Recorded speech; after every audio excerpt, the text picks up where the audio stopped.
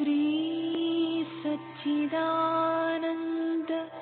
सद्गुरु साईनाथ महाराज की जय।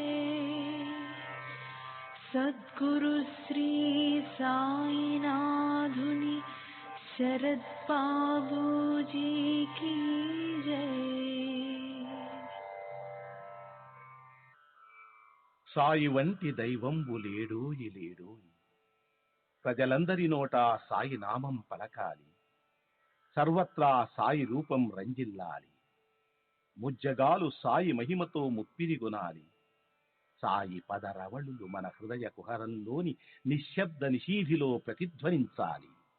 ప్రణవనాద వీచికల్లా సాయి జ్ఞాన సౌరభాలు సర్వత్రా వ్యాపించాలి. ఆ సుజ్ఞాన సౌరభాల ఆస్వాదనలో మన మనసులు మత్తెక్కాలి. సాయి ప్రేమామృత ధారలు అంతటా నిరంతరం వర్షించాలి. ఆ ప్రేమామృత ధారలలో తడుస్తూ, ఆ జ్ఞాన సౌరభాల మత్తులో ఆనందంగా నర్తిస్తూ సాయి వంటి దైవంబు లేడోయి లేడోయి అని అందరూ ఏకకంఠంతో గానం చేయాలి. అదే నా ఆశ, ఆశయం, ఆకాంక్ష. అదొక మధుర స్వప్నం. ఆ స్వప్న సాఫల్యం కోసం శ్రీ సాయినాథుని అనన్య ప్రేమతో, ఆర్ద్రతతో ప్రార్థించటమే మనం చేయగలిగింది, చేయవలసింది. Shri Babuji.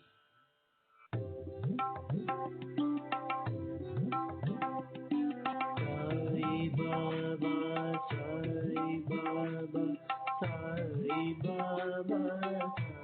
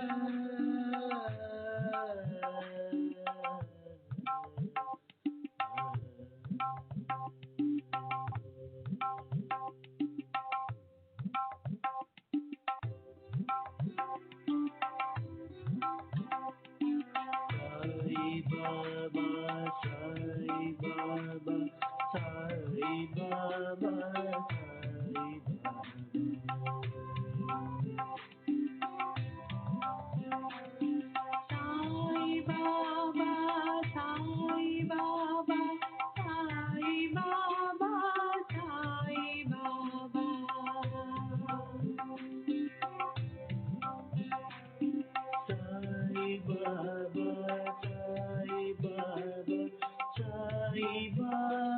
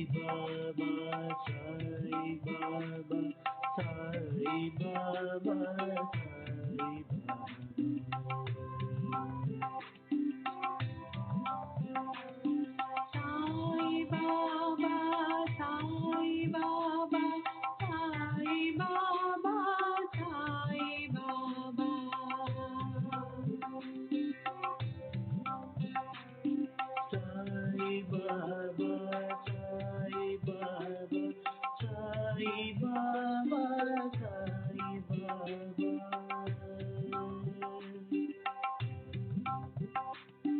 Sai Baba, Sai Baba, Sai Baba, Sai Baba.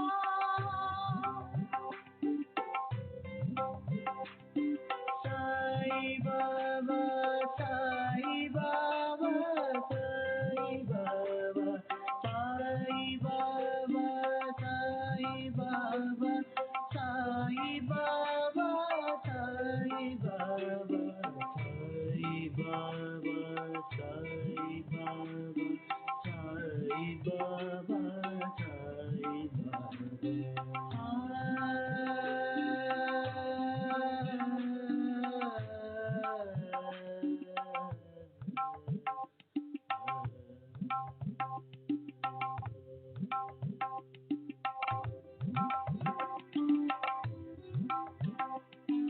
Sai Baba, Sai Baba, Sai Baba, Sai Baba.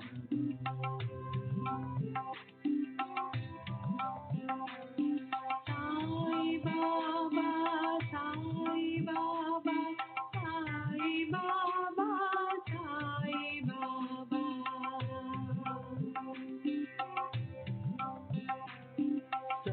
Sai Baba, Sai Baba,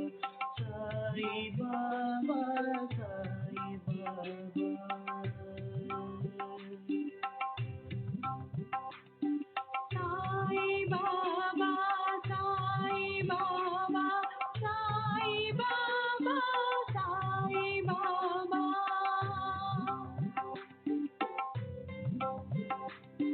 Sai Baba, Sai Baba, Sai Baba, Sai Baba, Sai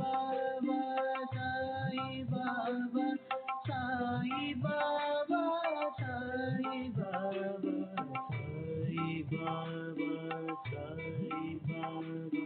Sai Baba, Sai Baba, Sai Baba, Sai Baba, Sai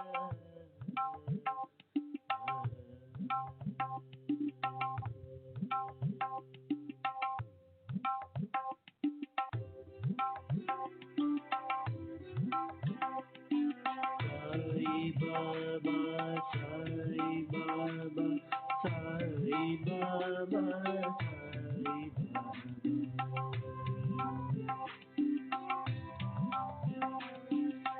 Sai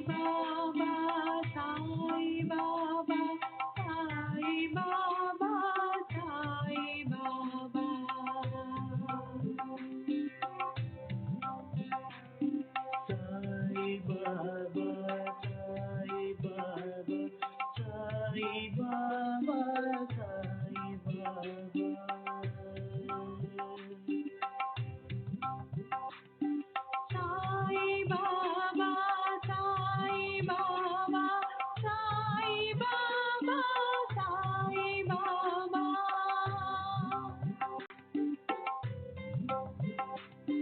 Sai Baba, Sai Baba, Sai Baba,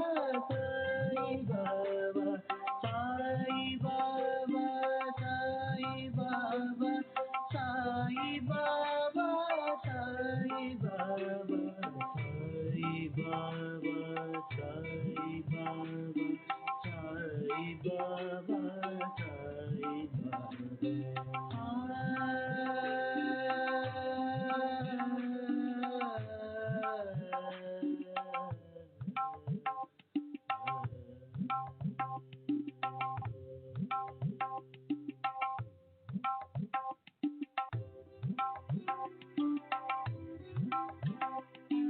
Sai Baba, Sai Baba, Sai Baba, Sai Baba, Sai Baba.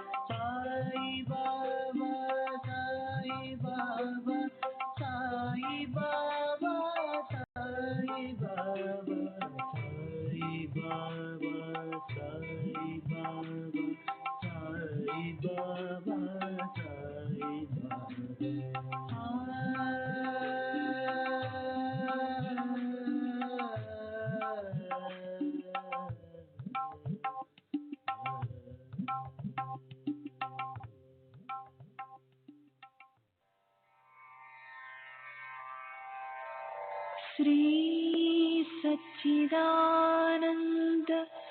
सद्गुरु साईनाथ महाराज की जय। सद्गुरु श्री साईनाथुनि शरद बाबू जी की जय।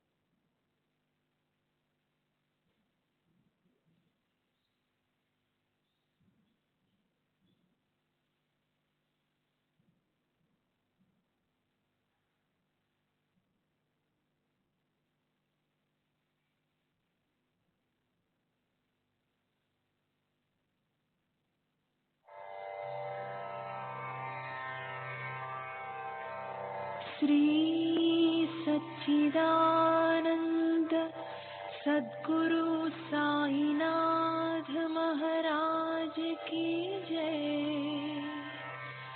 सद्गुरु श्री साईनाथुनि शरद बाबू जी की जय।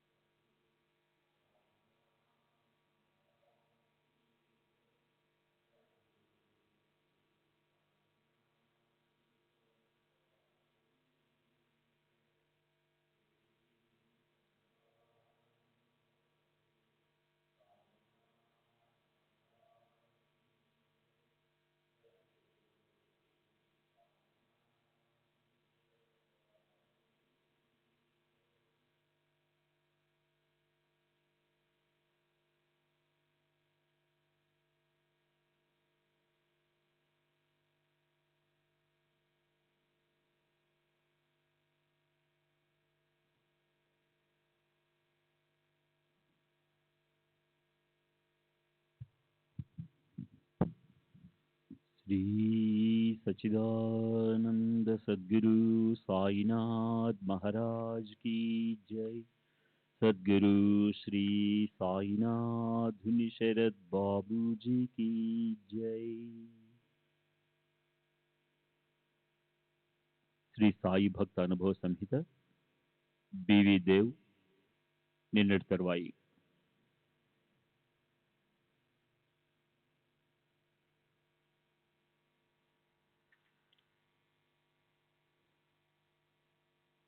శిష్యుడు కూడా మూర్తిభవించిన జ్ఞానమే.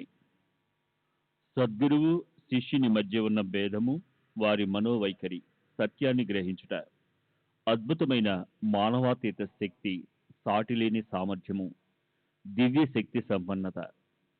సద్గురువు నిర్గుణుడు, సచ్చిదానందుడు, జగత్తును మానవాళిని ఉద్ధరించుటకు మానవ రూపం ధరించినవాడు. దాని వలన వారి అసలైన నిర్గుణ స్వభావము, అస్తిత్వము, దివ్య శక్తి, జ్ఞానము కొంచెము కూడా మార్పు చెందదు. శిష్యుడు కూడా అట్టి స్వరూపము కలవాడే, కానీ అతని అనేక జన్మల సంస్కారాల వల్ల కలిగిన అజ్ఞానము తాను శుద్ధ చైతన్యమనే సత్యాన్ని దృష్టికి రానియకుండా కప్పివేస్తుంది. భగవద్గీత 5వ అధ్యాయంలోని 15వ శ్లోకం, అజ్ఞానేనావృతం జ్ఞానం తేన ముహ్యంతి జంతవః లో చెప్పినట్లుగా, నేను సామాన్య జీవుడను, దీనుడను, అల్పుడను అని శిష్యుడు అనుకుంటాడు. గురువు ఈ అజ్ఞానమనే మూలాలను నిర్మూలించి ఉపదేశం ఇవ్వాలి. లెక్కలేనని జన్మల నుండి సంపాదించిన అజ్ఞానమును గురువు నిర్మూలించి ఉపదేశించవలెను. ఎన్ని జన్మలెత్తినా శిష్యునిలో ఆ భావాలు చెక్కు చెదరకుండా ఉంటాయి. తాను అల్పుడను అని అనుకుంటున్న శిష్యునికి గురువు అనేక జన్మల నుండి నీవు దైవానివి, శక్తిమంతుడవు, సంపన్నుడు అని బోధించగా తాను నిజంగా దైవమన్న సత్యాన్ని కొద్ది కొద్దిగా గ్రహిస్తాడు. తాను శరీరమని, తానొక జీవనని లేక అహంకారమని, దైవము జగత్తు తన నుండి భిన్నమన్న ఆలోచన ఎన్నో జన్మల నుండి నిరంతరంగా కొనసాగుతున్న ఒక భ్రమ. దీనిపై ఆధారపడి చేసిన కర్మల ఫలితంగా అతను సుఖాన్ని, దుఃఖాన్ని లేదా ఈ రెంటి యొక్క మిశ్రమాన్ని అనుభవిస్తున్నాడు. ఈ భ్రమను, తప్పిదాన్ని, అజ్ఞానపు మూలాలను నిర్మూలించేందుకై అతను విచారణను ఆరంభించాలి. ఈ జ్ఞానము ఎట్లా మొదలైంది, అది ఎక్కడ ఉన్నది అన్న విషయాన్ని చూపించడాన్ని గురూపదేశం అంటారు. ఈ క్రింద చెప్పబడినవి అజ్ఞాన లక్షణాలు. 1. నేను జీవుడను. 2. ఈ శరీరమే నేను. 3. దేవుడు, జగత్తు, జీవుడు వేర్వేరు. 4. నేను దేవుడిని కాను. 5. శరీరము, ఆత్మ ఒకటి కాదని తెలియకపోవడం. 6. దేవుడు, జీవుడు, జగత్తు ఒకటేనని తెలియకపోవడం. ఈ తప్పులను శిష్యుని దృష్టికి తెస్తే గాని దేవుడు, జీవుడు, జగత్తు అంటే ఏమిటో, వాటి మధ్య ఉన్న సంబంధం ఏమిటో, అవి ఒకదాని నుండి ఒకటి వేరైనవా లేక అవన్నీ ఒకటేనా అన్న విషయాన్ని తెలుసుకోలేడు. ఈ విషయాన్ని బోధించి అతని అజ్ఞానాన్ని నిర్మూలించడానికి చేసే బోధ జ్ఞానాన్ని బోధించడమా లేక అజ్ఞానాన్ని బోధించడమా? జ్ఞానమూర్తి అయిన శిష్యునకు జ్ఞానాన్ని ఎందుకు బోధించాలి? ఉపదేశము శిష్యుడు తప్పులను చూపి అతని అజ్ఞానాన్ని నిర్మూలించడం వరకే. బాబా ఇంకా ఇలా చెప్పారు. 1. ప్రణిపాతం అంటేనే శరణాగతి చెందుట. తను అంటే శరీరము, మన అంటే మనస్సు, ధనము అంటే ఐశ్వర్యము, వీటన్నిటినీ సమర్పించుటే శరణాగతి. 3. శ్రీకృష్ణుడు అర్జునుడిని ఇతర జ్ఞానులను ఆశ్రయించమని ఎందుకు చెప్పాడు? సద్భక్తునికి సర్వము వాసుదేవమయమే. భక్తుడు ఏ గురువునైనా శ్రీకృష్ణునిగాను, గురువు శిష్యుని వాసుదేవునిగాను భావిస్తారు. శ్రీకృష్ణుడు వారిద్దరిని తన ప్రాణం, ఆత్మలుగాను భావిస్తాడు. అటువంటి గురువులు, శిష్యులు ఉన్నారని శ్రీకృష్ణునికి తెలియబట్టే వారిని గూర్చి అర్జునుడికి చెప్పాడు. అట్టివారి గొప్పతనం అందరికీ తెలియాలని శ్రీకృష్ణుడు ఆ విధంగా చెప్పాడు.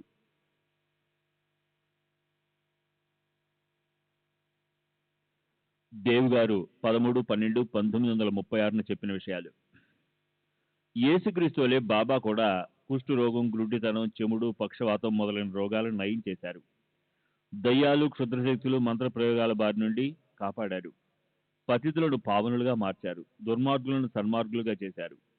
ఆ వివరాలన్నీ నాకు స్పష్టంగా తెలుసు. దుర్గుణాల పట్ల బాబా ఆగ్రహించిన సంఘటనలు చాలా ఉన్నాయి.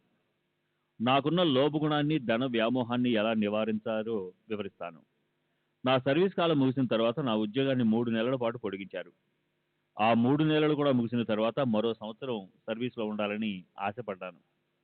నా సర్వీస్ మరో సంవత్సరం పొడిగించమని అభ్యర్థించాను. కలెక్టరు నా అభ్యర్థనను పరిశీలనకు పంపారు. అందరూ చర్చించిన మీదట నా సర్వీస్ 1 సంవత్సరం పొడిగిస్తున్నట్లు ఉత్తర్వులు జారీ చేశారు. ఆ సమయంలో నాకు ఒక కల వచ్చింది. కలలో బాబా ఇంకొకరితో కూర్చునున్నారు.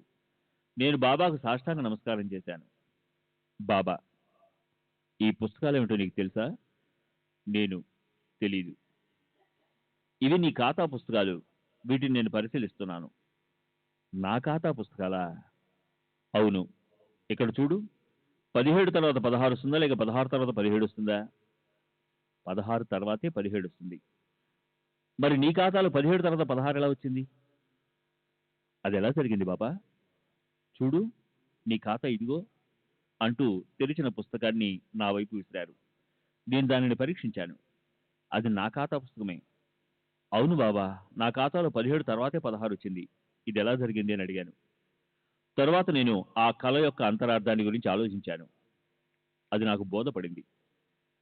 శ్రీ సచ్చిదానంద సద్గురు సాయినాథ్ మహారాజ్ కీ జై. సద్గురు శ్రీ సాయినాథ్ శరద్ బాబూజీ కీ జై.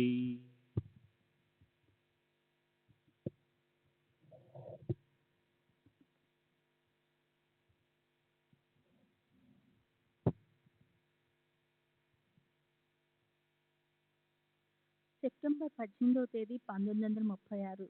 శ్రీ శ్యామారావు జైకరు, చిత్రకారుడు. వయసు 70 సంవత్సరాలు. విల్లే పార్లే. నేను 1916-17 ప్రాంతంలో షిరిడీ వెళ్ళాను. అక్కడ నేను కొందరితో కలిసి నివసించేవాడిని. వాళ్ళు షిరిడీ విడిచి వెళ్ళిపోయిన తర్వాత కూడా నేను అక్కడే ఉన్నాను. నేను ఇతరులతో కలిసి ఉన్నప్పుడు నాకు డబ్బు బాగా వస్తుండేది. అప్పుడు బాబా నన్ను దక్షిణ అడిగేవారు. నేను సమర్పించేవాడిని. ఆ వ్యక్తులు వెళ్ళిపోయిన తర్వాత నా దగ్గర డబ్బులుండేవి కావు. అప్పుడు బాబా నన్ను దక్షిణ అడిగేవారు కాదు. నేను చెప్పకపోయినా వారికి నా పరిస్థితి తెలుసు. నా 16వ ఏట ఒక బ్రహ్మచారి నా శివమంత్రాన్ని ఉపదేశించాడు. ఆ తర్వాత ఆ సన్యాసి దీనికి తోడుగా ఒక శక్తి మంత్రాన్ని ఉపదేశించాడు. నేను బాబా వద్దకు వెళ్ళేటప్పటికి ఈ మంత్రోపదేశాలన్నీ జరిగి ఉన్నాయి. బాబా ప్రతి ఒక్కరిని వారి వారి గురువులను పూజించుకోమని, వారి గురువు ఉపదేశించిన మంత్రాలనే జపిస్తూ ఉండమని చెప్పేవారు. జో ఖరీద్ ఆలే తోచ్ కరా. బాబా నైతిక విలువల గురించి మాత్రం బోధించేవారు. ఉదాహరణ, పవిత్రంగా ఉండమని, సత్యాన్ని పలకమని, అందరినీ సమాన దృష్టితో చూడమని చెప్పేవారు. నాకు షిరిడీలో కొంతమంది వ్యక్తులు తెలుసు. రాధాకృష్ణయ్య దగ్గరికి నేను ఎప్పుడూ వెళ్ళలేదు. వెళ్ళవలసిన అవసరం నాకు రాలేదు. నానావళి నాకు తెలుసు. అతడు ఒక ప్రమాదకరమైన వ్యక్తి. బాబా అతనితో సావాసం చేయవద్దని నాతో చెప్పారు. మొదట నేను డాక్టర్ పిళ్ళి అతనితో సన్నిహితంగా ఉండేవాళ్ళం. ఒకసారి నానావళి డాక్టర్ పిళ్ళిని కొట్టాడు. అప్పటి నుండి అతను సావాసం మేము మానివేశాము. నానావళి బాబాను పూజించేవాడు కాదు, కానీ వారిని మర్యాదపూర్వకంగా చూసేవాడు. దుష్టేచ్ఛలు వానమని నానావళిని బాబా హెచ్చరించేవారు. బాబా ఒక్కోసారి అతన్ని కొట్టేవారు కూడా. నేను షిరిడీలో ఉన్న 8 నెలల్లో బాబా నోటి గుండా ఎన్నో సూక్తులు, ప్రవచనాలు విన్నాను. కానీ నాకు ఇప్పుడు అవేవి జ్ఞాపకం లేవు. బాబా ఎప్పుడూ అద్వైతాన్ని గురించి ఎవరితోనూ చెప్పగా నేను వినలేదు. భక్తులు చాలా వరకు ఆరోగ్యము, ఐశ్వర్యము మొదలైన ప్రాపంచిక కోరికలను ఆశించి మాత్రమే బాబాను దర్శించేవారు. బాబా వారి కోరికలను నెరవేర్చేవారు. బాబా కృపాదృష్టి ఎప్పుడూ నాపై ఉన్నందువల్ల నేను సంతృప్తిగా ఉన్నాను. నా 2 కుమారులు మరణించినప్పటికీ బాబా నాకు ధైర్యాన్ని కలుగజేశారు. బాబా మన అవసరాలకు అనుగుణంగా డబ్బు కూడా ఇస్తున్నప్పటికీ డబ్బును మాత్రమే ఆశించి వారి దగ్గరకు వెళ్ళకూడదు. బాబా తమ మసీదు గోడలన్నీ బంగారంతో చేసినవని, ప్రజలు ఇక్కడికి వచ్చి ఈ సంపదనంతా బండ్లతో నింపుకొని తీసుకువెళ్లాలని కోరుకునేవారు. కానీ అలా తీసుకుపోయేవారు ఎవరూ లేరని వాపోయేవారు. 17-10-1936 నాడు జరిపిన విషయాలు. రావ్ బహదూర్ ఎంబీ ప్రధాన్ నిలువెత్తు బాబా తైలవర్ణ చిత్రాన్ని గీయమని నన్ను కోరాడు. అందుకని నేను బాబాను స్వయంగా చూడటానికి మొదటిసారిగా షిరిడీ వెళ్ళాను. మసీదుకు వెళ్ళి బాబాను పరిశీలించి చూశాను. వారు నన్ను అలాగే చూశారు. బాబా తైలవర్ణ చిత్రం వేయడానికి వారి అనుమతి కావాలి కనుక మాధవరావు దేశపాండే అంటే శ్యామా వద్దకు వెళ్ళి వారి అంగీకారం కోరాడు. అప్పుడు బాబా, పేద ఫకీర్నైన నాకు తైలవర్ణ చిత్రం ఎందుకు? శ్యామా, నీ చిత్రాన్ని గీయించుకోరాదు అన్నారు.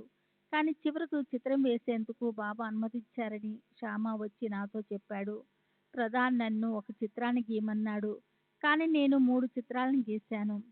ప్రధాను 2 చిత్రపటాలను తీసుకుని మూడవ దానిని బాబా వద్దకు తెచ్చి బాబా స్పర్శతో పవిత్రం చేయించి దీక్షిత్కి ఇచ్చాడు.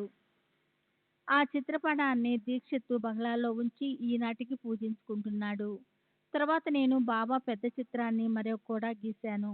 చాలా సంవత్సరాలు దాన్ని ఉపయోగించకుండా ఉంచారు. ఇప్పుడు అది మసీదులో ఉంది. ఎంతో మంది భక్తులకు సాయి పట్ల భక్తి ప్రవర్తనలు పెంపొందించుకునేందుకు ఆ ఫోటో ఉపయోగపడుతుంది. బాబా నాపై ఎంతో దయ చూపేవారు. నేను బాబాతో పాటు ఇతర అన్ని విషయాలను నిర్లక్ష్యం చేసినందుకు ఎంతో సిగ్గుపడుతున్నాను. నేను ఒక విచిత్రమైన స్వభావం కలవాడిని. ఏ పనిని సక్రమంగా చేసేవాడిని కాదు. బాబాకి ఈ విషయం బాగా తెలుసు. ఒకసారి నేను చిన్న వెండి పాదుకలను చేయించి బాబాకి దగ్గరికి తీసుకెళ్ళాను. ఆ పాదుకలను బాబా స్వహస్తాల మీదుగా తీసుకుని పూజించుకోవాలని నా కోరిక. బాబా నా చేతిలోని పాదుకలను చూశారు. బాబా నా చేతిలోని పాదుకలను నన్ను చూశారు. వాటిని తమ చేతుల్లో తీసుకున్నారు. కానీ వాటిని నాకు ఇచ్చేందుకు బదులుగా తమ చేతులు క్రిందకు వంచారు. ఆ పాదుకలు క్రిందకి జారి నేలపై పడిపోయాయి. నేను ఆ పాదుకుల్నే పూజించదలిచి వాటిని తీసుకున్నాను. కానీ అదే రోజు సాయంత్రం మాసిన గుడ్డలతో పాటు నా జేబులో వెండి పాదుకులున్న చొక్కాను కూడా చాకలికి వేశాను. అవి తిరిగి నా దగ్గరికి రాలేదు. బాబాకు నా నిర్లక్ష్య స్వభావం తెలుసు. నేనెలాగో వాటిని చేజేర్చుకుంటానని ముందే తెలుసు కనుక వాటిని పూజించుకునేందుకు నా చేతికి ఇవ్వకుండా వారే చేజార్చి చూపించారు. నేను ఒక సందర్భంలో సంతానం లేని ధనవంతురాలైన ఒక మహమ్మదీ గోశాస్త్రికి 4,000 రూపాయలు అప్పుగా ఇచ్చాను. నాది 8 మంది కొడుకులతో కూడిన పెద్ద కుటుంబం అయినందువల్ల డబ్బు వసూలు చేసుకోవడం తప్పనిసరైంది. కానీ ఆమె ఎంతకు డబ్బు పంపలేదు. బాబా నాపై బాబా నాపై దయ చూపి అప్పు వసూలు కావడంతో సహాయం పడతారని తలిచి నేను వారి దగ్గరికి వెళ్ళాను.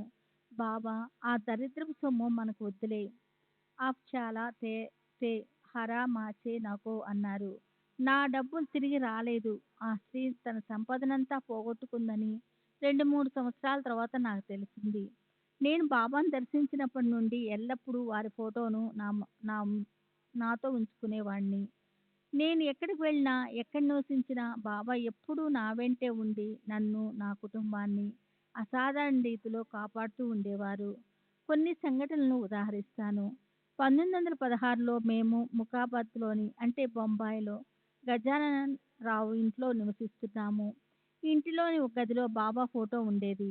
ఒక రాత్రి 2 గంటల సమయంలో దొంగలు మా ఇంటిలోని ప్రవేశించదలిచి బాబా ఫోటో ఉన్న గదిలోని కిటికీ ఊసల్లో 2 వంచి తీసేయగలిగారు. ఇక ఆ సందు గుండా లోనికి ప్రవేశించి ఇల్లంతా దోచుకునే ప్రయత్నం చేస్తున్నారు. ఆ ఇంటి వెరు ఆ ఇంటికి ఆ ఇంటికి వేరొక భాగంలోని వరండాలో ఒక మంగలి నిద్రిస్తున్నాడు. అతనికి ప్రతిదినము వేకువజామున 4 గంటలకు లేచి ఇంటి చుట్టూ తిరిగి వెళ్ళి కాలకృత్యాలు తీసుకునే అలవాటుంది. ఆ రోజున అతను ఎందుకో ఆశ్చర్యకరంగా 2 గంటలకే మేల్కొని ఇంటికి వెనుకకు వచ్చాడు. అతన్ని చూసి దొంగలు పరుగందుకున్నారు. అతను ఆ దొంగలను చూసి దొంగలు దొంగలు అని పెద్దగా అరిచేసరికి మేమందరం లేచాము. దొంగలు ఇంటిలోనికి దూరకుండా సరైన సమయానికి మమ్మల్ని నిద్రలేపి మా ఇల్లు దోచుకొనబడకుండా మా బాబానే మమ్మల్ని రక్షించారని మేమందరము నిర్ధారించుకున్నాము. 1917లో మేము పూనాలో శిథిలావస్థలోనున్న ఒక ఇంట్లో నివసించేవాళ్ళము. శిథిలమైన పైకప్పు నుండి అప్పుడప్పుడు పెళ్ళలు రాలుతుండేవి. దీన్ని నివారించడానికి కప్పు క్రింద వైపు గుడ్డను అంటించి పెట్టాము. ఆ ఇంటిలోని ఒక గదిలో బాబా ఫోటో ముందు కిరోసిన్ లాంతరు వెలుగుతుంది. దీపానికి కొంచెం దూరంలో సంవత్సరం వయసున్న నా బిడ్డ నిద్రిస్తుంది. అర్ధరాత్రి సమయంలో డబ్బమనే శబ్దం వచ్చి మాకు మెలకువ వచ్చింది. ఏం జరిగిందోనని వెళ్ళి చూస్తే శిథిరమైన గోడల తాలూకా ఇటుకరాళ్ళు గుడ్డపై పడి గుడ్డతో పాటు క్రింద పడి ఉన్నాయి. నిజానికి ఆ కప్పు కిందంతా గుడ్డ ఉండి రాళ్లతో పాటు పడినందున బాబా ఫోటో మీద కాకపోయినా నా బిడ్డ మీద కానీ లాందరి మీద కానీ పడి ఉండాలి. కానీ బాబా సంకల్పం మరోలా ఉంది. ఆ గుడ్డ చిత్రంగా బిడ్డకు దీపానికి అడుగు దూరంలో పడింది. బిడ్డపై పడి ఉంటే బిడ్డ నలిగిపోయి ఉండేది. దీపంపై పడిన మంట అంటుకొని అగ్ని ప్రమాదానికి దారి తీసేది. ఈ విధంగా బాబా మమ్మల్ని కాపాడారు. 1917లో మేము షిరిడీ వెళ్ళి అక్కడ 10 నెలల పాటు నివసించాము. అప్పుడు మేము బాలాభావ్ అంటే శారదాబాయి ఇంట్లో ఉన్నాము. మేమున్న చిన్న వాటాలో ఒక మూల కలుగులో ఒక పాము ఉండటంతో మాకు భయంగా ఉండేది. ఒక రాత్రి ఆ కలుగులో నుండి పాము బయటికి రావడం నా కుమారుడు మరికొందరు చూసి దాన్ని చంపేశారు. 1923లో 10 సంవత్సరాల వయసున్న నా కుమారుడు సురేంద్రకు టైఫాయిడ్ జ్వరం వచ్చింది. అతను అనారోగ్యంతో ఉండగా ఒకరోజు అకస్మాత్తుగా కడుపులోని వాయువు నడుము నుండి ఛాతీ భాగముకు గుండె వైపు ఎగతన్ని తీవ్ర ఒత్తిడి కలుగు చేసింది. పిల్లవాడు ఎగిసిపడుతూ కాపాడండి కాపాడండి అని అరుస్తున్నాడు. టైఫాయిడ్ వల్ల అతను బాగా నీరసించిపోవడంతో నేను వాడిని ముట్టుకోవటానికి గట్టిగా మర్దన చేయటానికి భయమేసి వాడికి ఎలాంటి సహాయం చేయలేక బాబా అని ఆర్తిగా అరిచాను. వెంటనే వాయువు ఒత్తిడి తగ్గిపోయింది. ఆధ్యాత్మిక బోధ విషయంలో నేరుగా సలహాల రూపంలోనూ, దక్షిణ విషయంలోనూ, సంజ్ఞల రూపంలోనూ బాబా సహాయం నాకు అందేది. ఒకసారి బాబా నాతో నీవెంత నాటుతావో అంతే ఫలితాన్ని పొందుతావు.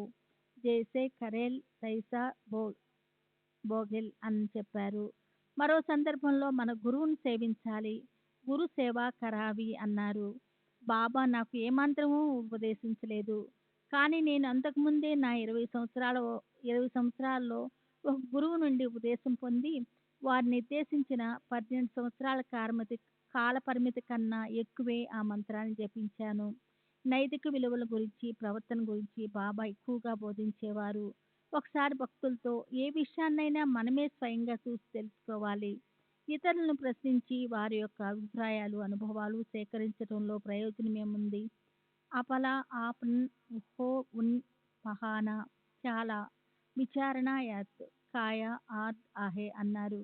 ఆ సమయంలో మాలో ఒకడు ఇతరులను సాయిబాబా సిద్ధుడా, అవతార పురుషుడా మొదలైన ప్రశ్నలు అడుగుతుండేవాడు. ఎవరికైనా బాబాను స్వయంగా దర్శించి వారితో బంధం ఏర్పరచుకొని స్వయంగా తనంతట తానే నిర్ధారించుకునే అవకాశం ఉన్నప్పుడు ఇతరుల భావాలను, అనుభవాలను తెలుసుకోవాలనుకోవటాన్ని బాబా నిరసించేవారు. శ్రీ సచిదానంద సద్గురు సాయినాథ్ మహారాజ్ కీ జై. సద్గురు శ్రీ సాయినాథ్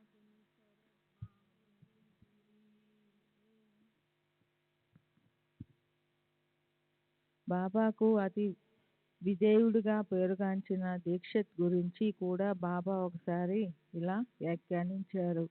బాబా దీక్షిత్తును పిలిచి 30 రూపాయలు దక్షిణ అడిగారు. దీక్షిత్ తన దగ్గర డబ్బు లేదని చెప్పాడు. బాబా ఆ డబ్బును బాబూ సాహెబ్ జోగును అడిగి తెమ్మన్నారు. దీక్షిత్తు మసీదు ప్రాంగణం దాటకముందే బాబా అతనిని ఉద్దేశిస్తూ నిలకడలేని మనిషి అన్నారు.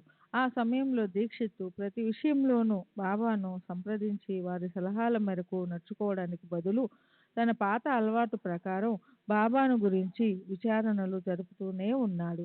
ఇదంతా బాబా సమాధి చెందడానికి కొంతకాలం ముందు జరిగింది. తర్వాత దీక్షిత్ వైఖరిలో నిస్సందేహంగా మార్పు వచ్చింది. బాబా తమ అంతర్యామ్యత్వం ద్వారా కొన్ని నిదర్శనలు ప్రసాదించి నా విశ్వాసం దృఢపడేటట్లు చేశారు. ఓసారి నేను వారి ముందు కూర్చొని ఉన్నాను. నా జేబులో 3 రూపాయలు మాత్రమే ఉన్నాయి. ఇంటి ఖర్చులకు నా దగ్గర మిగిలి ఉన్న డబ్బు అదే. అప్పుడు కాకాసాహెబ్ దీక్షిత్, నానాసాహెబ్ నిమోన్కర్ కూడా బాబా చెంతనే ఉన్నారు. బాబా నాతో మలా 4 గ్యావే అన్నారు. వారు రూపాయా అన్నట్లుగా నాకు సందేహం వచ్చింది. బాబా నన్ను 4 రూపాయలు దక్షిణ అడుగుతున్నారని తలచి నా జేబులో ఉన్న 3 రూపాయలు తీసి వారి ముందుంచాను. దీక్షిత్తు 4 అడిగితే 3 ఇస్తావేమిటి అన్నట్లు సందేహంగా నా ముఖం వైపు చూశాడు. బాబా వెంటనే నాలుగెక్కడివి ఉన్నవి మూడే అన్నారు.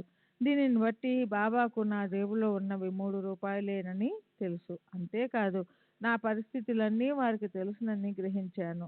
బాబా 4 రూపాయలు అడగడంలోని ఉద్దేశం నేను విధికి తలవంచి డబ్బులేమి పరిస్థితులను ధైర్యంగా ఎదుర్కొనే శక్తిని ప్రసాదించడానికేనని నేను నమ్మాను.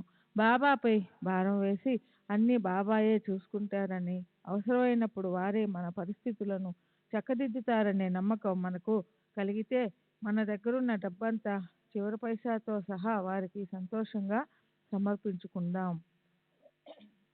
సమర్పించుకుంటాం.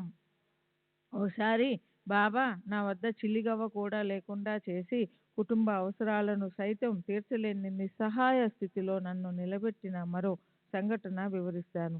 ఈ లీలలో బాబా సర్వాంతర్యామిత్వం వ్యక్తమవుతుంది.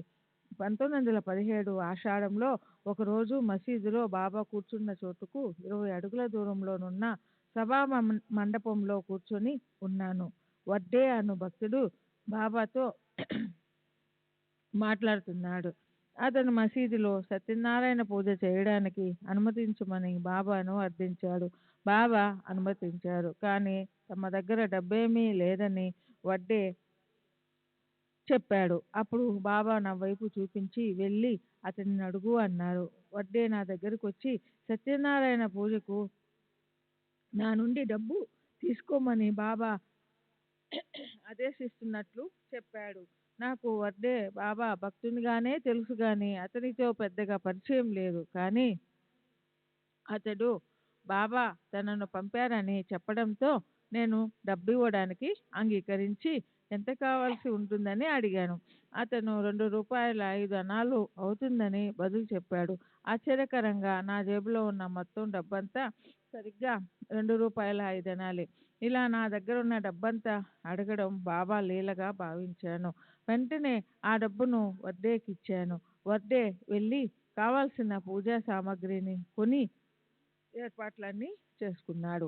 బాబాను సత్యనారాయణ మూర్తిగా భావించి వారి 2 వైపులా 2 అరటి పిలకలను పెట్టి పాలవెల్లి అంటే మండపం నిర్మించడానికి ప్రయత్నించాడు. కానీ బాబా ఆక్షేపణ తెలిపారు. అరటి పిలకల మధ్యలో ఎప్పుడూ పెట్టుకునే ఫోటోలను లేదా మూర్తులను పెట్టి వాటినే పూజించమని ఆదేశించారు. కానీ వడ్డే మిగతా భక్తులు బాబాను సత్యనారాయణ మూర్తిగా ఉండమని పట్టుబట్టారు.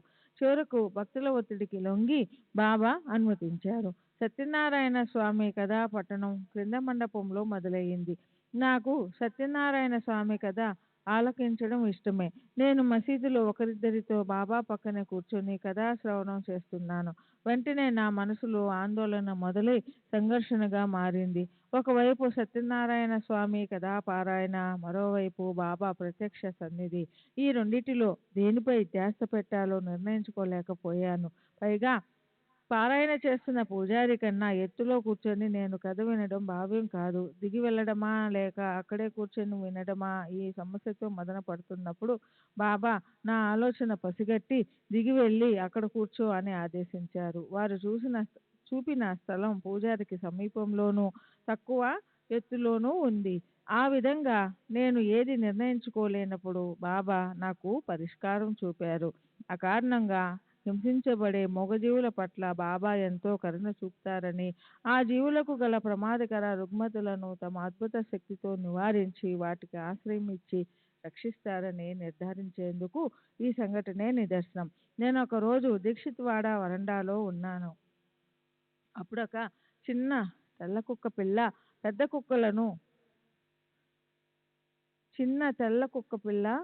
పెద్ద కుక్కలను తరుముతూ ఉండడం చూసి ఆశ్చర్యపోయాను. చిన్న కుక్క పిల్లకు పిచ్చి పట్టిందని, అది కరుస్తుందని భయపడి పెద్ద కుక్కలు పారిపోతున్నాయని స్పష్టంగా తెలుస్తుంది. కొందరు గ్రామస్తులు పిచ్చిపట్టిన కుక్కపిల్లను చంపాలని కర్రలతో దాని వెంటపడ్డారు. ఇదంతా జరుగుతూ ఉండగా నేను మసీదుకు వెళ్ళాను. ఆ కుక్కపిల్ల భయంతో పరిగెత్తి చివరికి మసీదులోనికి జొరబడి బాబా వెనుక దాగింది. బాబాను శరణుజొచ్చితే తనను వారు కాపాడగలరని, గ్రామస్తులు బాబా వద్ద తనను ఏమీ చేసే సాహసం చేయరని దానికి అనిపించినట్లుంది. దానిని తరుముతున్న గ్రామస్తులు దూరంగా నిలబడి కుక్కపిల్ల బయటికి వస్తే దానిని చంపాలని వేచి ఉన్నారు. నిస్సహాయమైన మూగజీవి పట్ల అమానుషంగా ప్రవర్తించినందుకు బాబా వారిని తీవ్రంగా తిట్టిపోశారు. కానీ అది పిచ్చిదని, దానిని తప్పకుండా చంపాలని వారు బదులు చెప్పారు. బాబా కోపంతో వాళ్ళని ఇంకా తీవ్రంగా తిట్టి అక్కడ నుండి వెళ్ళిపోమ్మని ఆదేశించారు. ఇది జరిగే సమయంలో నేను డాక్టర్ పిల్లే బాబా దగ్గరే కూర్చొని ఉన్నాము. ఆ పిచ్చి కుక్క వల్ల మాకేదైనా ప్రమాదం సంభవిస్తుందేమోనని మేము భయపడ్డాము.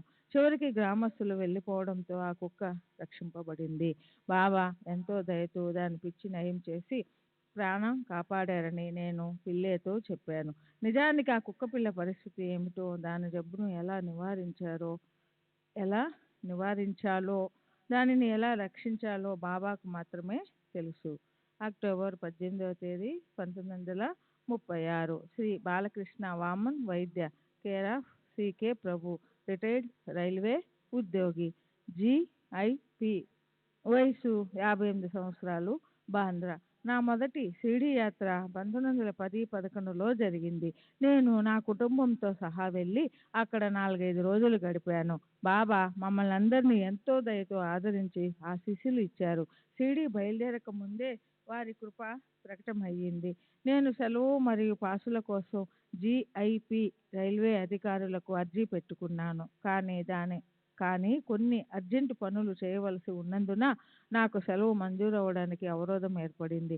అయినప్పటికీ సాయి భక్తుడైన మా హెడ్ గుమస్తా పై అధికారికి నా సెలవు అర్జీ పంపాడు. నాకు సెలవు మంజూరైంది. ప్రయాణంలో కూడా సాయి అనుగ్రహం నాకు లభించింది. మేము కోపర్గాం చేరేసరికి చీకటి పడింది. అప్పుడు కోపర్గాం నుండి షిరిడీ వెళ్ళే మార్గంలో దోపిడీ దొంగల భయం ఎక్కువగా ఉండేది. అందువల్ల మేము మాట్లాడుకున్న టాంగావాడు మమ్మల్ని ఉదయం వరకు అక్కడే ఆగిపోమని చెప్పాడు. కానీ బాబా మనకు తోడున్నారని, వారు మనకు ఏ ఆపద కలుగనివ్వరని అతనికి చెప్పి బయలుదేరాము. అప్పుడు మరికొందరు ప్రయాణికులు కూడా మా టాంగాతో పాటు వస్తామని చెప్పారు. ఆ విధంగా మాకు ఆ సమయంలో తోడు దొరికింది. దారిలో మాకు కొన్ని టాంగాలు షిరిడీ నుండి వస్తూ, కొన్ని షిరిడీ వెళ్తూ కనిపించాయి. ఇలా దారి దోపిడీ సంఘటనలేమీ జరగకుండా బాబా మాకు సహాయపడి మమ్మల్ని క్షేమంగా షిరిడీ చేర్చారు.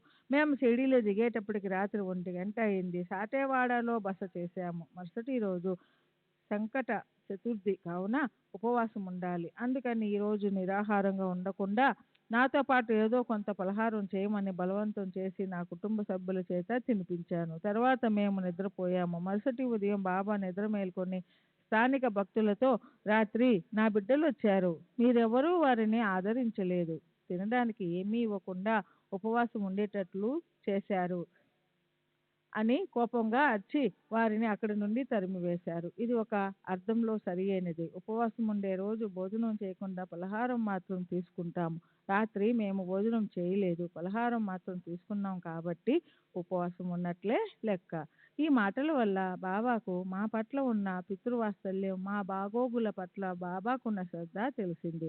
ఆ భక్తులు వచ్చి మాకు బాబా అన్న మాటలు చెప్పి మేము రాత్రి పలహారం తీసుకున్న సంగతి బాబాకు తెలియజేయమని, మాకు ఆదరణ లభించిందని చెప్పమని అభ్యర్థించారు. తర్వాత మేము మసీదుకి వెళ్ళి బాబాను దర్శించినప్పుడు వారితో అలాగే చెప్పాము. బాబా నన్ను చూస్తూనే నీకు మంచి జరుగుతుంది, తుజే కళ్యాణ్ హో హీల్ అని దీవించారు. మా కుటుంబ సభ్యులందరినీ కూడా అలాగే ఆశీర్వదించారు. శ్రీ సచ్చిదానంద సద్గురు సాయినాథ్ మహారాజ్ కీ జై. సద్గురు శ్రీ సాయినాథుని శరత్ బాబూజీ కీ జై.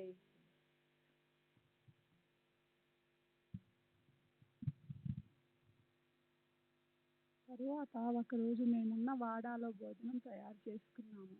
మధ్యాహ్నం బాబా మా బసకు వచ్చి బాక్రీ బాజీ భిక్ష అడిగారు. నా భార్య వెంటనే వారికి రొట్టె కూర సమర్పించింది. మరొక రోజు ప్రత్యేకంగా బాబాకు నైవేద్యం తయారు చేసి సమర్పించాలని అనుకున్నాం. కానీ ఆ రోజు నైవేద్యం తయారు చేయడం ఆలస్యమైంది. ఈలోగా భక్తులందరూ నైవేద్యాలు మసీదుకు తీసుకువెళ్ళి బాబా ముందుంచారు. బాబా మా నైవేద్యం కొరకు ఎదురు చూస్తూ భక్తులను వేచి ఉండమన్నారు. నేను నైవేద్యం తీసుకుని వెళ్ళిన వెంటనే దాన్ని తమకు దగ్గరగా ఉంచమని చెప్పి తర్వాత మాకు ప్రసాదం ఇచ్చి ఆశీర్వదించారు. బాబాకు మా పట్ల ఉన్న కృప, ఆదరణను తెలుపుతాము. మేము బయలుదేరేటప్పుడు బాబా వద్దకెళ్ళి నా కుటుంబంతో సహా నాసిక్ వెళ్ళడానికి అనుమతించమని వేడుకున్నాము. నాసిక్ వెళ్ళు. అసలు నాసిక్ వెళ్ళడం ఎందుకు? అక్కడ ప్లేగు వ్యాపించి ఉంది. వెళ్ళవద్దు. మీ పిల్లల్ని తీసుకుని మీరు వచ్చిన దారినే ఇంటికి తిరిగి వెళ్ళండి అన్నారు.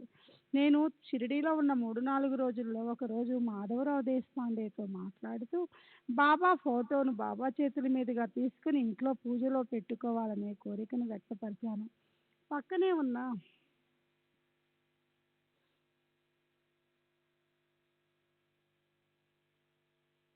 వెంటనే నన్ను ఒక ఫోటోను తెచ్చుకోమని చెప్పి దాన్ని వారి చేతి స్పర్శతో పునీతం చేసి నాకు ఇచ్చారు. ఆ ఫోటోను ఈనాటికి నిత్యం పూజిస్తుంటాను.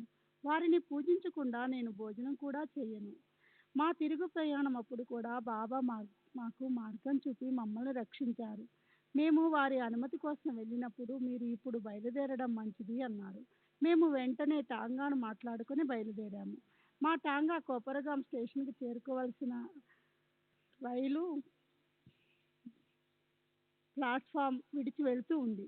అలా రైలు తప్పిపోవటం మంచి శకునంగా అనిపించలేదు.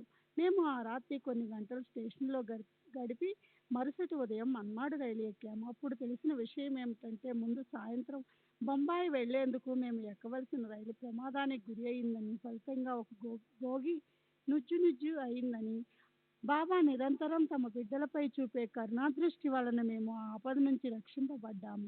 మేము షిరిడీలో ఉన్నప్పుడు ఒక విచిత్ర సంఘటన జరిగింది. బాబా భక్తుడు ఒక అతను నా దగ్గరికి వచ్చి నాకు కొంత డబ్బు ఇవ్వండి, మీకు చందనం ఇస్తాను అన్నాడు. అలా అడగటం నాకు కోపం తెప్పించి ఇవ్వనన్నాను. అతను తిరిగి వెళ్తుండగా ఎందుకో మనసు మార్చుకొని వెనక్కి పిలిచి నాకు కొన్ని నాణాలు ఇస్తాను, చందనం ఇవ్వు అన్నాను. కానీ అతను నిరాకరించి బాబా నుండి తనకు అలాంటి సందేశం లేవన్నాడు.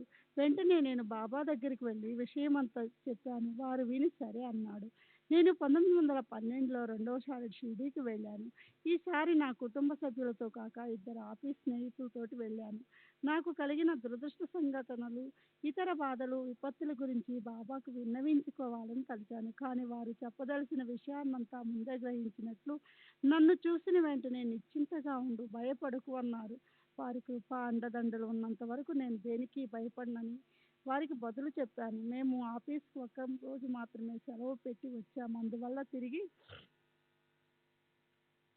శ్రీ సచిదానంద సద్గురు సాయినాథ్ మహారాజ్ కీ జై.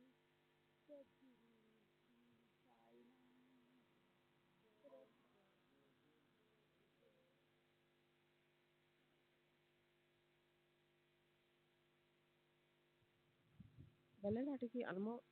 వెళ్ళడానికి అనుమతి ఇవ్వవలసిందిగా బాబాను ప్రార్థించాను. కానీ వారు నాకు అనుమతి ఇవ్వలేదు. బాబా నాకు ఏ ఆపద రాకుండా చూసుకుంటారు అని తెలుసు కాబట్టి నేను షిరిడీలోనే ఉంటానని నా స్నేహితులతో చెప్పాను. అనుమతి లేకుండా ఆఫీస్కు హాజరు కాకపోతే ఉద్యోగం ఊడుతుందని నా స్నేహితులు భయపడ్డారు. కానీ నేను ఉండిపోవటం చూసి బాబా మీద భారం వేసి వారు కూడా నాతోనే ఉండిపోయారు.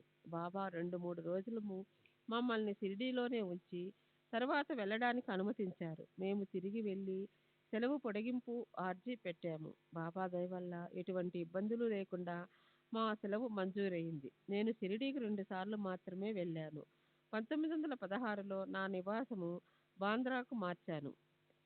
1917-18 ప్రాంతంలో మేము నివసిస్తున్న ఇంటి వరండాలోనికి ఒక సాధువు వచ్చి 1 పైసా అడిగాడు. నా కుమారుడు అతనికి పైసా ఇచ్చాడు. కానీ సాధువు రూపం భిన్నంగా ఉన్న వాడికెందుకో సాయిబాబానే వచ్చారనిపించి మీరెవరో నాకు తెలుసు అన్నాడు. వారు శ్రీ సాయిబాబా ఆహే గా గా గేయా కరుం నవనేం అన్నారు. ఈ మాటలు విన్న వెంటనే నేను వరండాలోనికి వచ్చి వారి పాదాలకు నమస్కరించాను. తర్వాత ఇంటిలోనికి రమ్మని ఆహ్వానించాను. వారు లోనికి వచ్చారు. నేను తిరిగి పాదాభివందనం చేశాను. ఆ సాధువు నీకు తృప్తిగా ఉందా అని అడిగారు. నేను ఉందని చెప్పాను. తర్వాత వారు సీదా వస్తువులు, గోధుమ పిండి మొదలైనవి అడిగారు. నేను సమర్పించాను. నేనెప్పుడు నీతోనే ఉన్నాను. నీవు షిరిడీ రావలసిన అవసరం లేదు అని చెప్పి ఆశీర్వదించి వెళ్ళిపోయారు. ఇది 1917, 18 ప్రాంతంలో జరిగింది. ఆ తర్వాత నేనెప్పుడు షిరిడీ వెళ్ళలేదు. ఇన్ని సంవత్సరాలలో మాకెన్నో దురదృష్టకర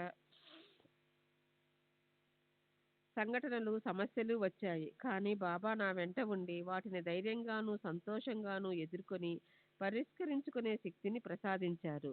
డిసెంబర్ 1వ తేదీ 1936 శ్రీ రామగిరి బువ్వ. బాబా పిలిచే పేరు బా బాబుగిర్ సదా. షిరిడీ నుండి 4 మైళ్ళకు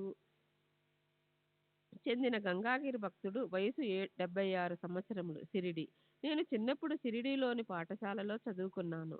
నేను ఇప్పుడున్న ఇంటిలోనే మా ముత్తవ్వ గారి ఇల్లు మొదటి నుండి నివసిస్తున్నాను. సాయిబాబా మొదట షిరిడీ వచ్చినప్పుడు నేను విద్యార్థిని. అప్పుడు బాబాతో పాటు ధూప్ఖేడ్కు చెందిన ఒక పటేల్ కూడా వచ్చాడు. ఆ పటేల్ షిరిడీకి చెందిన అమీన్ బాయి కుమారుడు.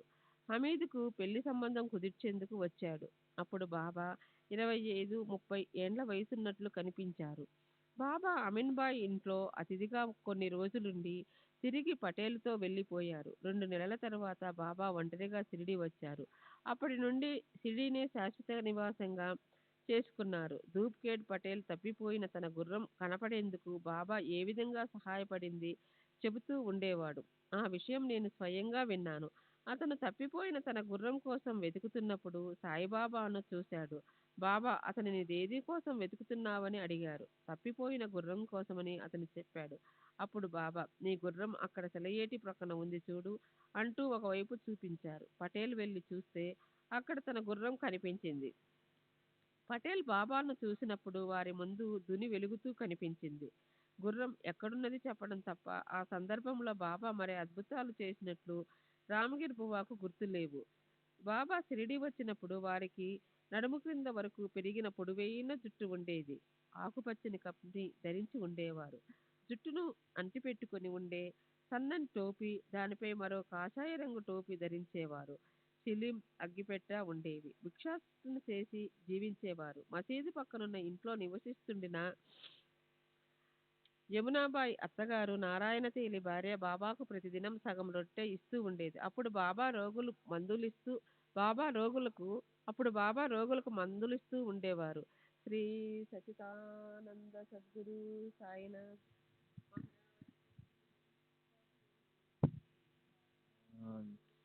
బాబూజీకి మొయిద్దీన్ బాయ్ అల్లుడు ఒక మాంత్రికుడు. అతను బేలాపూర్లో నివసిస్తూ ఉండేవాడు. అతడు ఒకసారి షిరిడీ వచ్చాడు. ఏదో విషయంపై బాబా అతను తగాదా పడ్డారు. తర్వాత బాబా షిరిడీ విడిచి 1-2 మైళ్ళ దూరంలోనున్న అడవుల్లో నివసించసాగారు. అక్కడ బాబా తరచూ పస్తులుండేవారు. ఎవరైనా వారి దగ్గరకు వెళితే వారిని కొట్టేవారు. వంజార్గామ్కు చెందిన గంగాగీర్ బువా షిరిడీ వచ్చారు. వారు నీమ్గామ్కు చెందిన నానాసాహెబ్ డేంగ్లేకు మరి కొందరు గ్రామస్తులకు బాబాను గురించి గొప్పగా చెబుతూ బాబాను చింతామణిగా అభివర్ణించారు. అప్పుడు బాబా ఒక తుమ్మ చెట్టు క్రింద కూర్చొని ఉండగా నానాసాహెబ్ డేంగ్లే వెళ్ళి వారికి నమస్కరించాడు. ఆ తర్వాత కొన్ని రోజులకు బాబా షిరిడీ తిరిగి వచ్చి వేప చెట్టు క్రింద ఉండసాగారు. ఆ వేప చెట్టు క్రింద ఒక సమాధి ఉందని బాబా స్వయంగా చెప్పారు. అక్కడ 4-5 సంవత్సరాలు ఉండిన తర్వాత బాబా మసీదుకు వెళ్ళి దానినే తమ నివాసంగా చేసుకున్నారు. వారు అక్కడే 50 సంవత్సరాలు నివసించారు. బాబా ఎప్పుడూ కుస్తీ పట్టలేదు, కానీ గంగాగీర్ మొదట మల్లయోధుడు. ఆయన దొండల్గామ్ పటేల్తో కుస్తీ పట్టి ఓడిపోయి 2వ స్థానంలో నిలిచారు. అప్పటి నుండి ఆయన కుస్తీ పట్టడం మానుకొని సాధువుగా మారారు. ఈ సంఘటన దాదాపుగా బాబా మొదటిసారి షిరిడీ వచ్చిన రోజుల్లో జరిగింది. బాబా గంగాగీర్లు ఒకరినొకరు గుర్తించారు. నేను నా జీవిత పర్యంతం దేశ సంచారిగా గడిపాను, కానీ అప్పుడప్పుడు షిరిడీకి తిరిగి వస్తుండేవాడిని. అందువల్ల బాబాను గురించి నాకు తెలిసిన విషయాలు గాక ఇతరుల నుండి విన్నవి కూడా నేను నిర్ధారించుకున్న తర్వాతే మీకు చెబుతున్నాను. బాబాను గురించి కొన్ని అసాధారణమైన సంఘటనలను నాకు తెలుసు. ఒకసారి బాబా కళ్ళు వాచి బాగా ఎర్రబడ్డాయి. వారు మిరియాలను మెత్తగా నూరి ఆ మిరియాల కట్టుని కనురెప్పలపైన పట్టించారు. ఆ వ్యాధి తగ్గిపోయింది. మరోసారి ఒక ముస్లిం బాలుడు మసీదు వెనకున్న వేప చెట్టు ఎక్కి కాలు జారి కిందపడి మరణించాడు. ఆ క్షణమే మసీదులో ఉన్న బాబా దుఃఖంతో అరుస్తూ ముల్లా జోర్ మారీల్ అని పలికి తమ చేతులను శంఖం వలె మడిచి ఊదారు. మసీదులోనికి వేప చెట్టు కనిపించదు. బాబా పై అంటున్నప్పుడే బాలుడు క్రిందపడి మరణించాడు. అప్పుడు నేను బాబాకు కొంచెం దూరంలో కూర్చొని ఉండడంతో వారి మాటలు విని వెంటనే నేను వెళ్ళి పడిపోయిన బాలుణ్ణి చుట్టూ మూగి ఉన్న జనాన్ని చూశాను. గ్రామంలో గడ్డివామి తగలబడిన విషయం కూడా నాకు తెలుసు. బాబా బాగ్చంద్ మార్వాడితో గడ్డివామి తగలబడిపోతుంది, పరుగున వెళ్ళు అన్నారు. అతను వెళ్ళి చూస్తే అతని గడ్డివామి తగలబడిపోతోంది. బాబా అక్కడికి వచ్చి ఏవో సంజ్ఞలు చేశారు. మంటలు ఆరిపోయాయి. ఒకరోజు బాబా నన్ను పిలిచి ఒక ఊదీ పొట్లం, ఆరతి పాట ఉన్న కాగితం ఇచ్చి జామ్నేరు అంటే రోడ్డు మార్గంలో భూషావల్ స్టేషన్కు 36 కిలోమీటర్ల దూరంలో ఉంది. వెళ్ళి అక్కడ డిప్యూటీ కలెక్టర్గా ఉన్న నానాసాహెబ్ చాందోర్కర్కు ఇచ్చి రమ్మన్నారు. నేనప్పుడు ఖాందేశ్ వెళ్ళవలసిన పని ఉంది. బాబాతో నా దగ్గర 2 రూపాయలు మాత్రమే ఉన్నాయని, అవి కోపర్గాం నుండి జలగాం వరకు రైలు టికెట్టుకు, అక్కడి నుండి 30 మైళ్ళ దూరంలోనున్న జామ్నేర్కు టాంగా ఖర్చుకు ఎలా సరిపోతాయని అడిగాను. బాబా భగవంతుడే సమకూరుస్తాడు అన్నారు. ఆ రోజు శుక్రవారం. నేను వెంటనే రైలులో బయలుదేరి రాత్రి 7:30 గంటలకు మన్మాడుకు, వేకువజామున 2:45 గంటలకు జాల్గాం చేరాను. అప్పుడు ప్లేగు నిబంధనలు అమలులో ఉన్నందువల్ల నేను చాలా ఇబ్బంది పడవలసి వచ్చింది. జామ్నేర్ ఎలా వెళ్ళాలో తోచక సతమతమవుతున్నాను. 3 గంటల సమయంలో బూటు, టోపీ, మంచి దుస్తులు ధరించి ఉన్న ఒక బంట్రోతు నా దగ్గరకు వచ్చి నన్ను టాంగాలో ఎక్కించుకొని తీసుకువెళ్ళాడు. నేను భయపడ్డాను. దారిలో బగూర్ దగ్గర పలహారం చేశాము. తెల్లవారుతుండగా జామ్నేర్కు చేరాము. నేను కాలకృత్యం కొరకు టాంగా దిగి తిరిగి వచ్చేసరికి టాంగా మరియు టాంగా నడిపే అతను అంతర్ధానమయ్యారు. శ్రీ సచిదానంద సద్గురు సాయినాథ్ మహారాజ్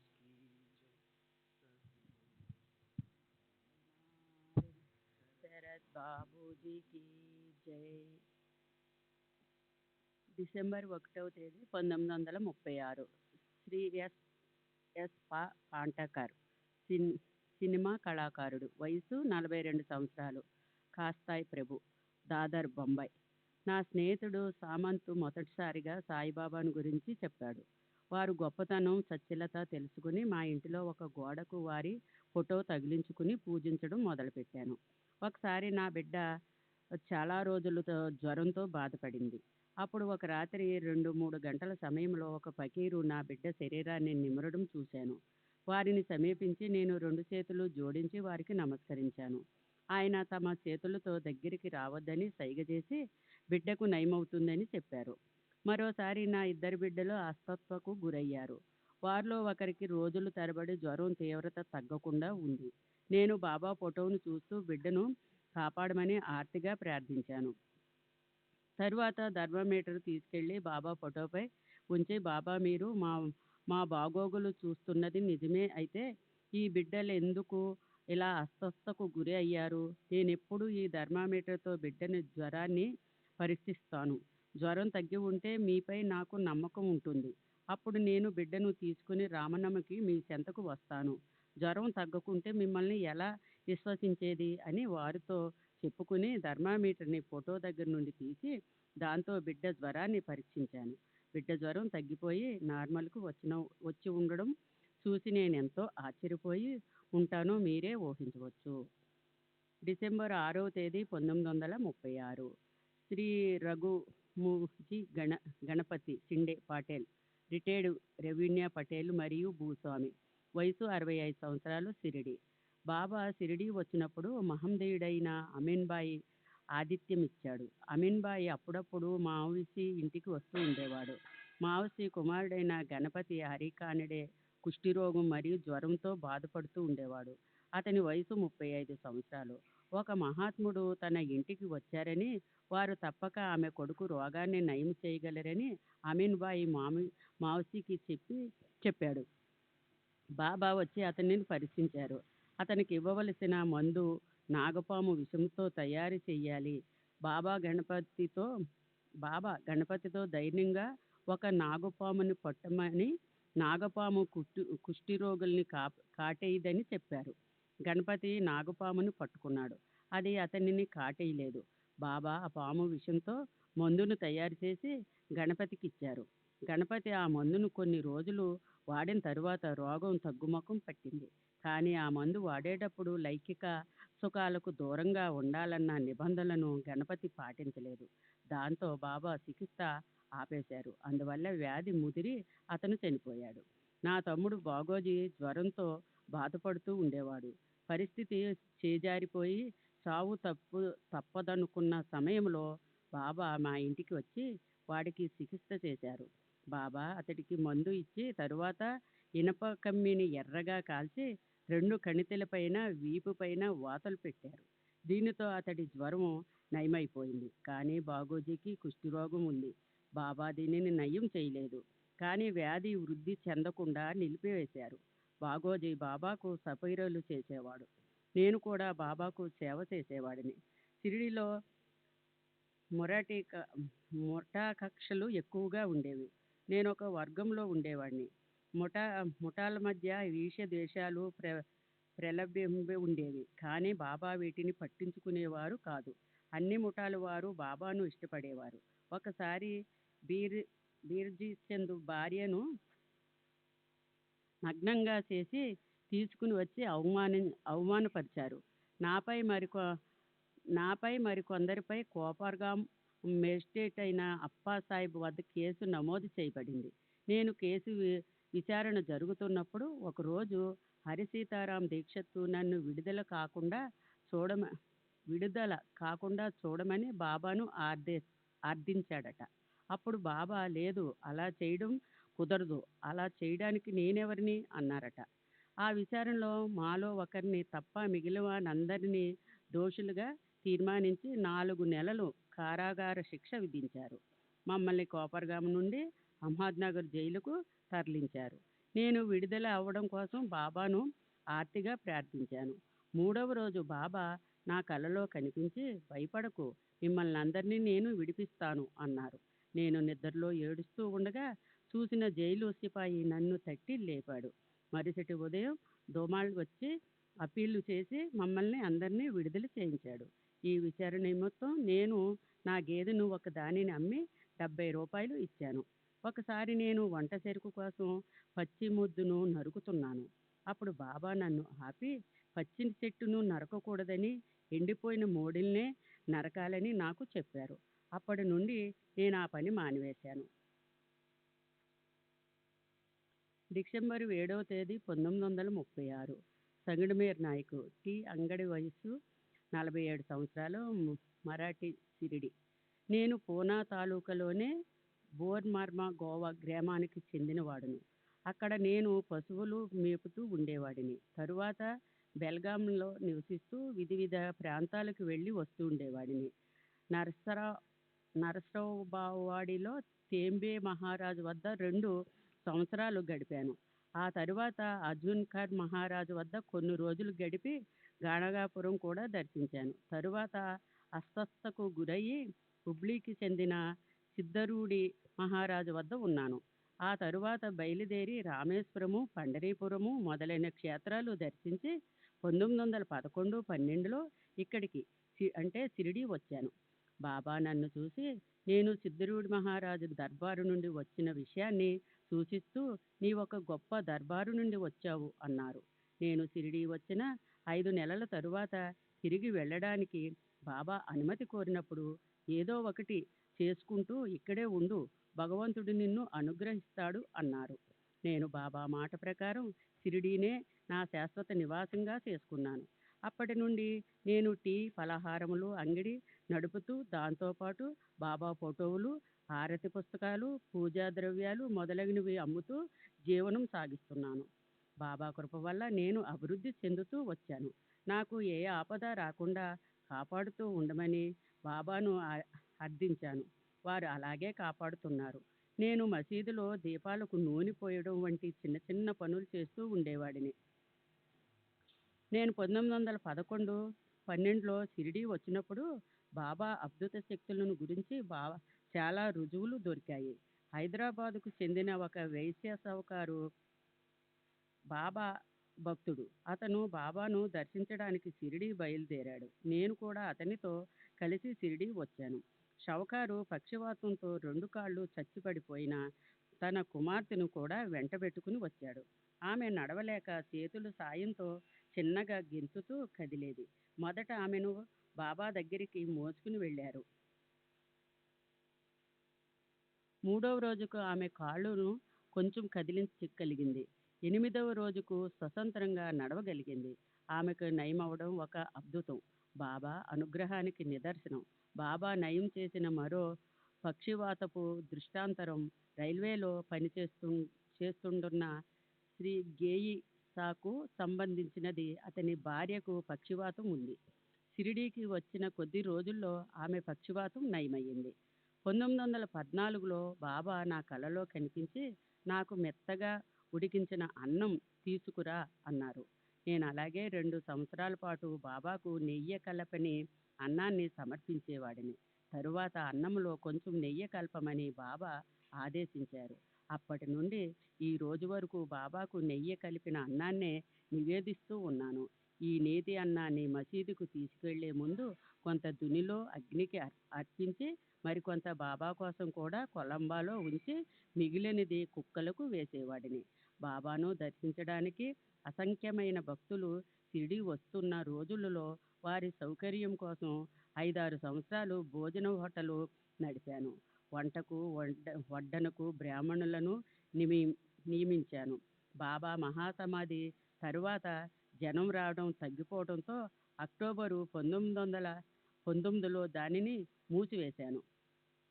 ఉపాసిని మహారాజు నాకు తెలుసు. అతను నేను రావడానికి కొంచెం ముందుగా షిరిడీకి వచ్చాడు. నేను వచ్చిన తరువాత దీక్షిత్ వాడలో ఉండేవాడు. 5-6 నెలలు అతని భోజన ఖర్చులన్నీ దీక్షిత్తే భరించేవాడు. అప్పుడు శ్రీ కాపాడే కూడా షిరిడీలోనే ఉన్నాడు. ఒకరోజు మాధవరావు దేశపాండే దీక్షిత్ తరపున ఉపాసినితో తగాదా పడ్డాడు. ఈ తగువు తరువాత ఉపాసిని తన మకామును ఖండోబా ఆలయానికి మార్చాడు. 1912వ సంవత్సరంలో మధ్యలో బాబా పాలరాతి పాదుకలు సాటేవాడులో ఉన్న బాబాకు ప్రియమైన వేప చెట్టు క్రింద ప్రతిష్ఠింపబడ్డాయి.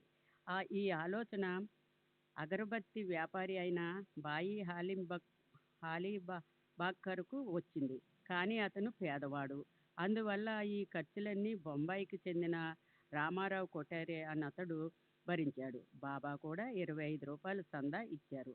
4 వేదాలకు ప్రాతినిధ్యం వహిస్తూ 4 బ్రాహ్మణులను కోపర్గాం నుండి ఈ కార్యక్రమం కోసం తీసుకువచ్చారు.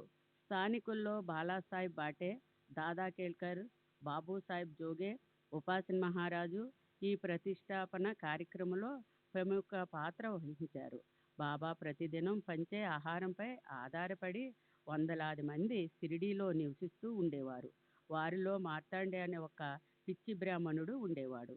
అతడొక రోజు వేప చెట్టు దగ్గరికి వెళ్ళి పెద్ద బండతో ఒక పాదుకను 2 ముక్కలుగా పగలగొట్టాడు.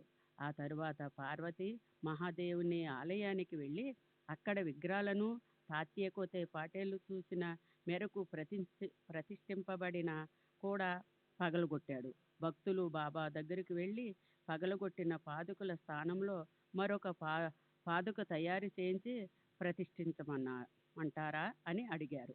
బాబా దానికి అంగీకరించక అన్నశాంతి మాత్రం జరిపిస్తే చాలని చెప్పారు. బాబా ఆదేశం మేరకు 200-300 మందికి అన్నదానం చేయబడింది. ఆ రోజుల్లో ప్రతిదినం 200 మందికి పైగా జనం భోజనం కోసం వేచి ఉండేవారు. డిసెంబరు 9వ తేదీ 1936 శ్రీ లక్ష్మణ్ కచేర్వే జాగడే ఉరప్పు నానామాం ఉరప్పు నానాబట్టే పూజారి, యజుర్వేద బ్రాహ్మణుడు, వయసు 40 సంవత్సరాలు, షిరిడి. నేను ఎన్నో సంవత్సరాల నుండి బాబా పూజ హారతి నిర్వహిస్తూ ఉన్నాను.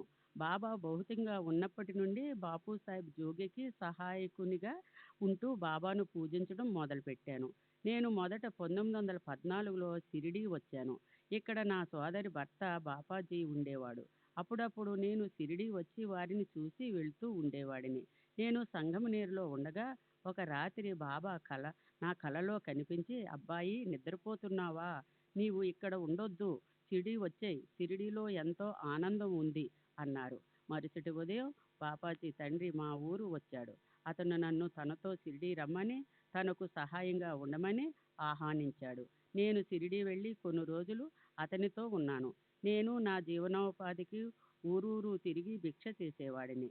మందిరంలో బాబా పూజకై బాపు సాహిబ్ జోగ్యకు సహాయపడేవాడిని. ఇలా 1-2 సంవత్సరాలు ఉచితంగా సేవ చేసిన తరువాత సాయిబాబా కమిటీ వారు నన్ను శాశ్వత పూజారిగా నియమించారు.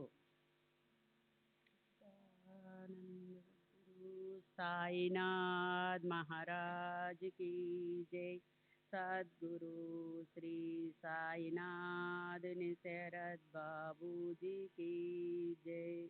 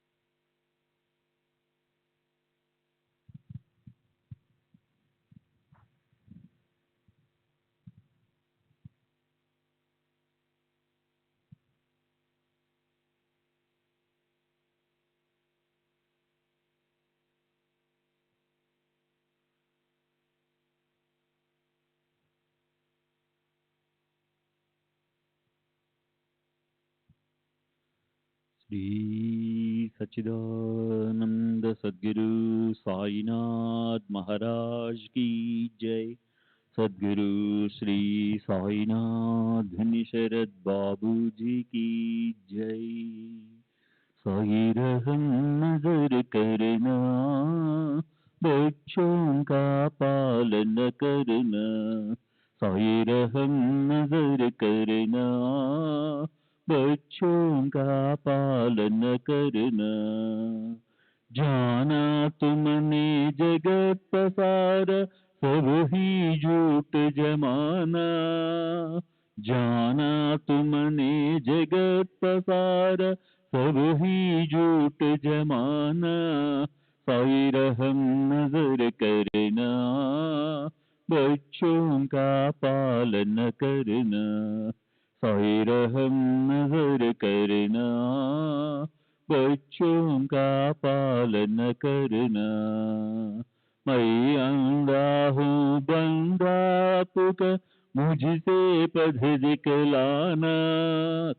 मैं अंधा हूँ बंधा पुकार मुझसे पथ दिखलाना साई रहम नजर करना बच्चों का पालन करना साई रहम नजर करना बच्चों का पालन करना दास गणों कहे अब क्या बोलूं थक गई मेरी रसना दास गणों कहे अब क्या बोलूं थक गई मेरी रसना साई रहम नजर करना बच्चों का पालन करना साई रहम नजर करना बच्चों का पालन करना रहमो नजर करो अब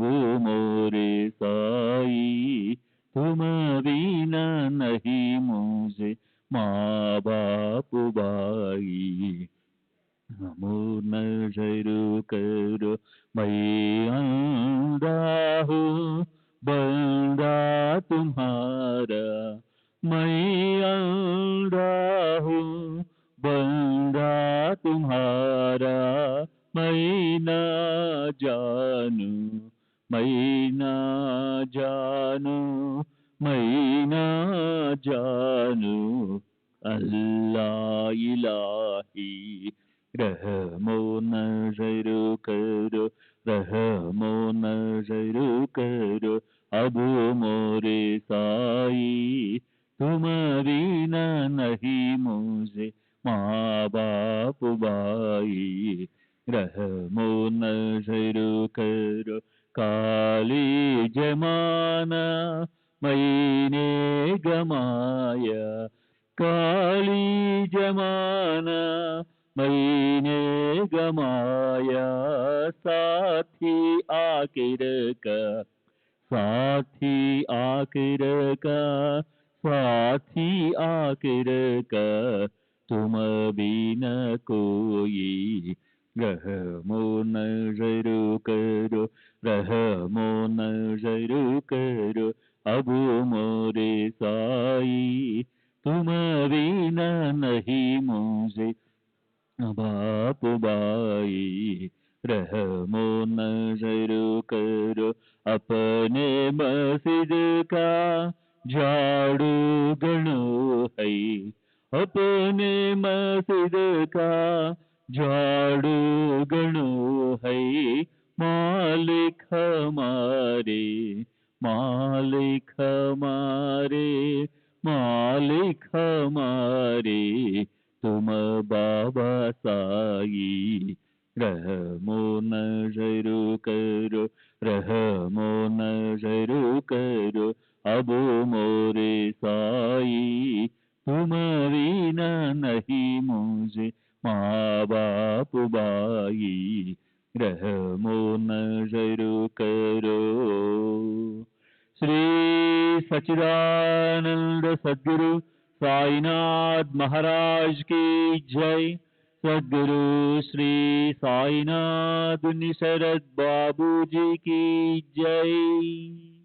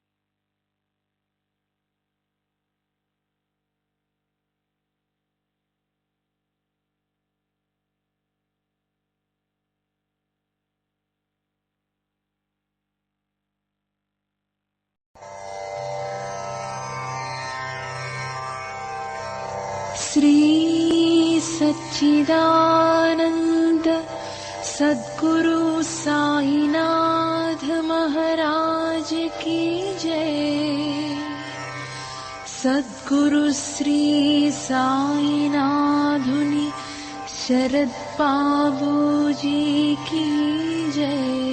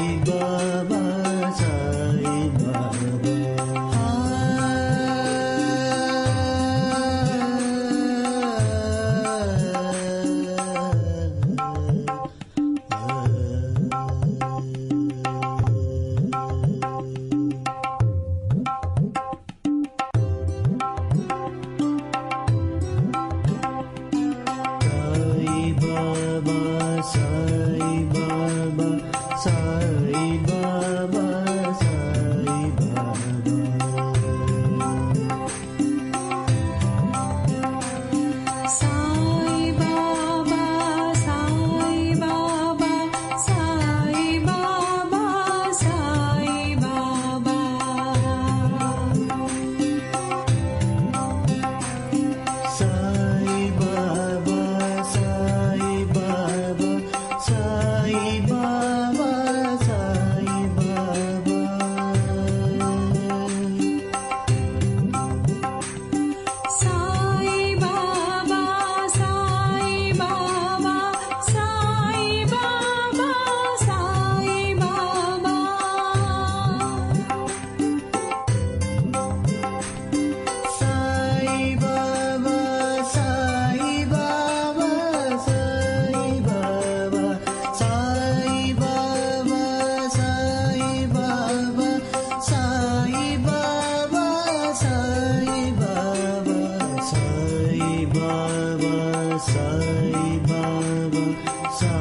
బాబా